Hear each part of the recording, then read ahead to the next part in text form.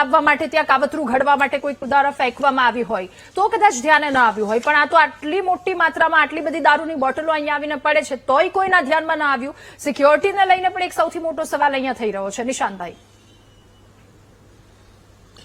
રાધા, તમારો સવાલ ખૂબ જ ગંભીર છે અને આ ગંભીર સવાલમાં હું સ્પષ્ટ કહેવા માંગુ છું કે ગુજરાતની બહારના રાજ્યો, આપણે મધ્યપ્રદેશ, રાજસ્થાન અને મહારાષ્ટ્ર 3 રાજ્યોથી ઘેરાયેલા છે અને આ 3 રાજ્યોમાં દારૂબંધી નથી. તેમ છતાં તમે આ 3 રાજ્યોના રિજનલ ન્યૂઝ જોશો તો ત્યાંની તો કોઈ યુનિવર્સિટીના કેમ્પસમાં કે ત્યાંની તો કોઈ હોસ્ટેલમાં દારૂની બોટલો પકડાતી નથી. જ્યાં દારૂબંધી નથી અને જ્યાં દારૂબંધી છે ત્યાં વિદ્યાના ધામ સરકારી યુનિવર્સિટીઓના કેમ્પસમાં, સરકારી યુનિવર્સિટીઓના જ્યાં વિદ્યાર્થીઓ રહે છે એમની જે રહેવાની વ્યવસ્થા છે એવી જગ્યા ઉપર તમે જો કે આ MS યુનિવર્સિટીમાં MM હોલમાં જે આટલી બધી માત્રામાં દારૂની બોટલો અલગ અલગ બ્રાન્ડ તમે જો, આ કેવી રીતે શક્ય છે? આ એક જ રીતે શક્ય છે કે ગુજરાતનું ગૃહ વિભાગ સદંતર નિષ્ફળ નીવડ્યું છે. ગુજરાતની આ મહારાષ્ટ્ર, રાજસ્થાન અને MPની બોર્ડરોથી વડોદરા, અમદાવાદ, સુરત જેવા શહેરોમાં કિલોમીટરો સુધી અંદર આ દારૂનો વેપલો અંદર આવી જાય છે, ડિસ્ટ્રીબ્યુટ થઈ જાય છે અને વિદ્યાર્થીઓના હાથ સુધી પહોંચે છે. તેમ છતાં એની આ ચેનલ પકડાતી નથી. તમે જો કે થોડાક સમય પહેલા ગુજરાત યુનિવર્સિટીમાં ગાંજાના છોડ પકડ્યા હતા. અમારા પ્રવક્તા હેમાંગ રાવલે અને અમારા NSUIના કાર્યકર્તાઓએ ગાંજાના લાઈવ છોડ પકડ્યા હતા. તેમ છતાં પણ ત્યાં સિક્યોરિટીનું અત્યારે પણ હાલત એવી ખરાબ છે. તમે જો કે અમદાવાદના બગીચાઓમાં ગાંજાના છોડ પકડાયેલા છે.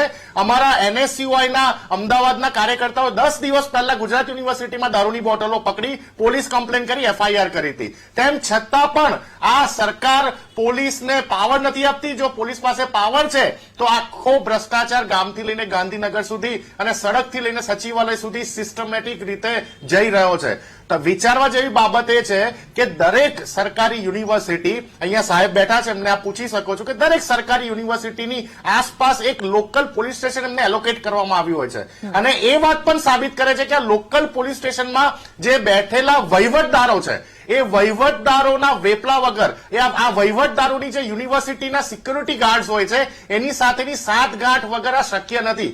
કેવી રીતે શક્ય છે કે વિદ્યાર્થી જે હોસ્ટેલમાં રહે છે એ પણ સરકારી હોસ્ટેલ, ત્યાં આટલી માત્રામાં દારૂની બોટલો આવી જતી હોય તેમ છતાં કોઈને ભણક પણ ના થતી હોય? આ તમે જો કે આજે જ વડોદરાની, હું તમને બેસ્ટ એક્ઝામ્પલ આપું. આજે જ વડોદરાની વાત કે રેલવે પોલીસ અને SMCની ટીમો દ્વારા જે 48 લાખના હેરોઇન માટેની એક રેડ કરવામાં આવી. એ રેડમાં એક વ્યક્તિ પકડાયો અને વ્યક્તિના કમ્યુનિકેશન, મોબાઈલના કમ્યુનિકેશન SOG સ્પેશિયલ ઓપરેશન ગ્રુપના ASI સાથે સાતગાંઠ જોવા મળી. આ ASI ને પણ પકડવામાં આવ્યો SMC દ્વારા. એટલે વિચારો કે માત્ર SMC જ ગુજરાતમાં એક એવું સેલ બચ્યું છે જે કામગીરી કરે છે. લોકલ પોલીસ સ્ટેશન હોય, ક્રાઇમ બ્રાન્ચ હોય, SOG હોય, આ કોઈની પાસે કોઈ જાણકારી નથી, કોઈની પાસે કોઈ સમય નથી. આ સાબિત કરે છે કે SOG નો ASI અધિકારી 48 લાખના હેરોઇનમાં ભાગીદાર તરીકે કોઈ આવા ડ્રગ્સના પેડલર જોડે કામગીરી કરતો, આનાથી મોટી શરમજનક બાબત કઈ કહેવાય? અને તમે જો કે આજે દારૂની વાત આપણે કરીએ છીએ,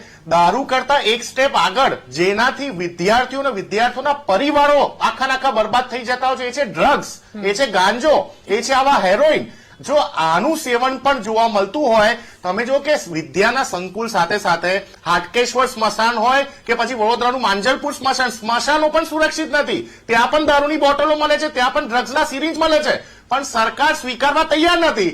સરકાર કહે છે કે અમે લાખો કરોડોનું અમે ડ્રગ્સ પકડી લીધું, અમે ડ્રગ્સની પાછળ બહુ સિરિયસ છે, પણ એનું ડિસ્ટ્રીબ્યુશન ડબલ તેનું જે ડિસ્ટ્રીબ્યુશન થઈ જાય છે સરસ મજાની સપ્લાય ચેઇન મેનેજમેન્ટથી, એના વિશે ગૃહમંત્રી, સંસ્કારી મંત્રી પાસે કોઈ પણ પ્રકારનો જવાબ નથી. અમારે તો જો વિપક્ષ તરીકે, મજબૂત વિરોધ પક્ષ તરીકે, મને ખાલી 5 સેકન્ડ આપજો રાધા, અમે રિસ્પોન્સિબલ વિરોધ પક્ષ તરીકે અમારા પ્રદેશ પ્રમુખ માનનીય અમિત ચાવડા સાહેબે નશા મુક્ત ગુજરાતનું હમણાં 15 દિવસ પહેલા અભિયાન હાથમાં લીધું અને અમે એક મિસકોલ નંબર પણ જાહેર કર્યો કે આ મિસકોલ નંબર ઉપર તમે અમને જાણકારી આપો કે દારૂના અડ્ડા ક્યાં ચાલે છે, ડ્રગ્સના વેપલા ક્યાં ચાલે છે, કયા બુટલેગરો તમને હેરાન કરે છે. આ વિરોધ પક્ષ તરીકે અમે જવાબદારી નિભાવી શકતા હોય તો સરકાર કેમ નહીં? અમારું NSUI દરેક યુનિવર્સિટીના કેમ્પસમાં જઈને વિદ્યાર્થીઓની વચ્ચે જઈને મોટી સભાઓ કરતા હોય નશા મુક્તિ માટે, તો ભારતીય જનતા પાર્ટી એમના કાર્યકર્તાઓ શું કરી રહ્યા છે? નિશાંતભાઈ, ઓકે.